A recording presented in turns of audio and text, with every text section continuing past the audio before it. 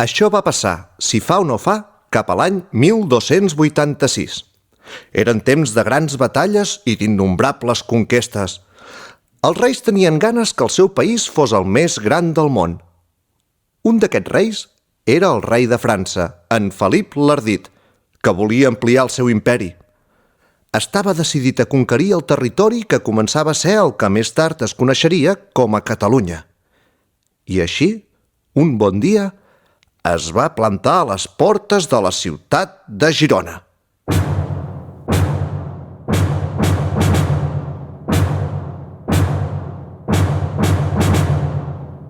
Els gironins eren gent senzilla, dedicats al comerç i a treballar als camps del voltant de la ciutat, que estava tot emmurallada. Muralles endins hi havia el carrer dels mercaders, amb molts comerços, el barri de l'Argenteria, on hi vivien els joiers, una plaça on hi venien oli i una altra on hi venien vi. També hi havia el carrer de les ballesteries, on s'hi feien les ballestes pels vigilants de les muralles. Els gironins no tenien exèrcit. Quan els tocava defensar la ciutat, ells mateixos s'enfilaven a la muralla i lluitaven amb tot el que tenien perquè els invasors no entressin a Girona.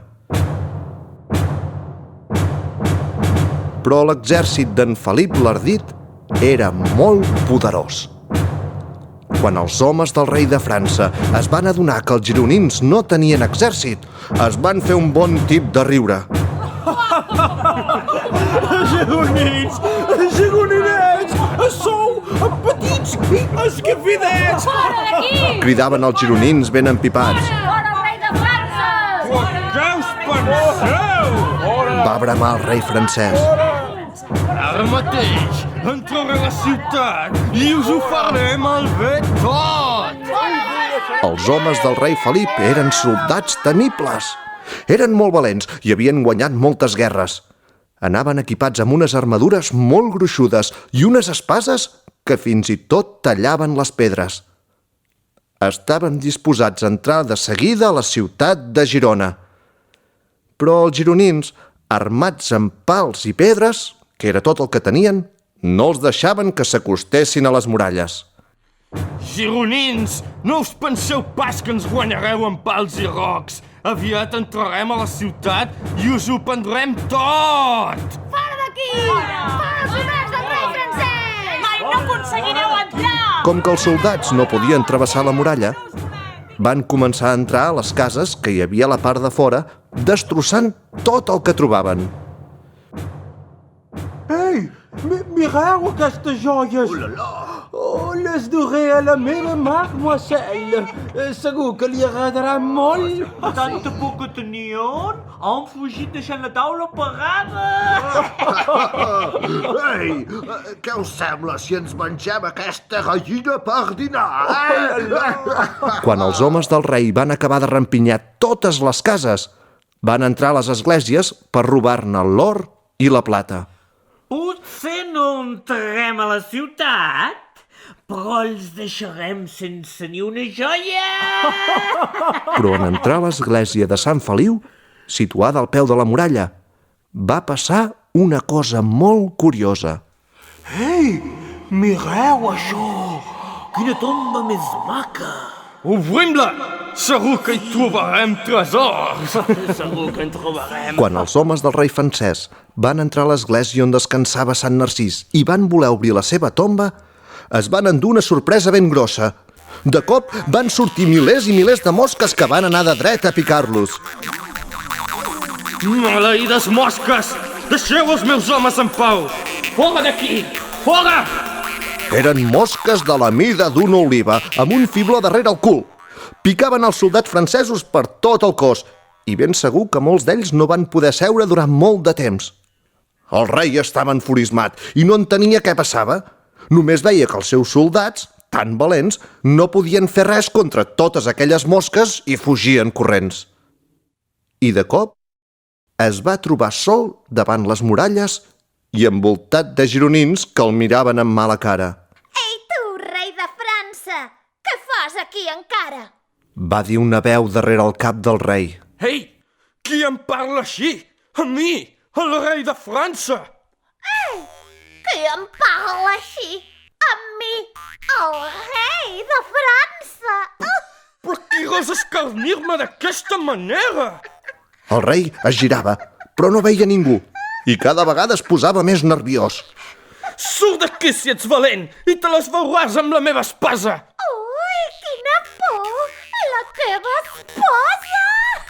El rei va aixecar el cap i de cop va veure davant seu una mosqueta petita. Però no era una mosca qualsevol, no. Era la reina de les mosques. Tota pintada, molt bufona, amb una corona de puntes rodonetes i una espasa a la cintura lligada amb un cinturó d'última moda que li havia regalat el rei mosquit arribat expressament de la Xina. Tu? Una mosca? Sí, sóc una mosca. Què et passa, franceset? Com que què em passa?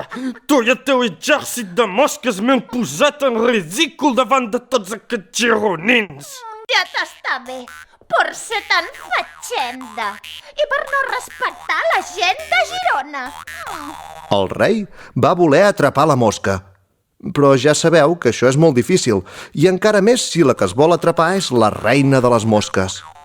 El petit insecte donava voltes davant del rei, tot fent-li llengotes i ganyotes, i en Felip l'Ardit cada vegada estava més enfadat. La reina de les mosques es va posar damunt del cap del cavall del rei, qui veient-la la va voler agafar. Però es va equivocar i va aventar un bon clatellot al cavall. La pobra bèstia, enfadada i desconcertada pel clatellot del seu amo, va començar a saltar i a tirar cosses a tor i a dret, fins que el rei va caure per terra. Mireu el rei de França! Fins i tot el seu cavall està perdent! Maleïts gironins! Me l'espereu! I tu la primera! Mosca del dimoni! I el rei, volent-la agafar, no parava de moure els braços, fent així una dansa molt divertida i còmica que feia riure d'allò més a tota la gent de Girona. Visca!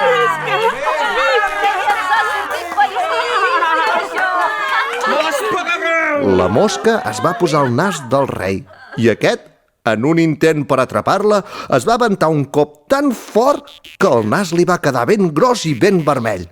Mireu-lo! Si sembla que s'hagi begut tot el vi de França! Mireu el Vilames! Aquí sí que el rei ja no va poder més. Molt avergonyit, va arrencar a córrer en direcció a Figueres i després cap a França mentre cridava. Me l'esperareu! Tornaré, ja veureu! Visca la reina de les mosques! Visca!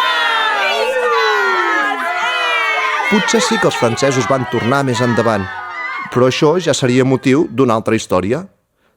El que sí que està clar és que a partir d'aquell dia la mosca ha esdevingut un símbol de la ciutat de Girona. Adéu, franceset!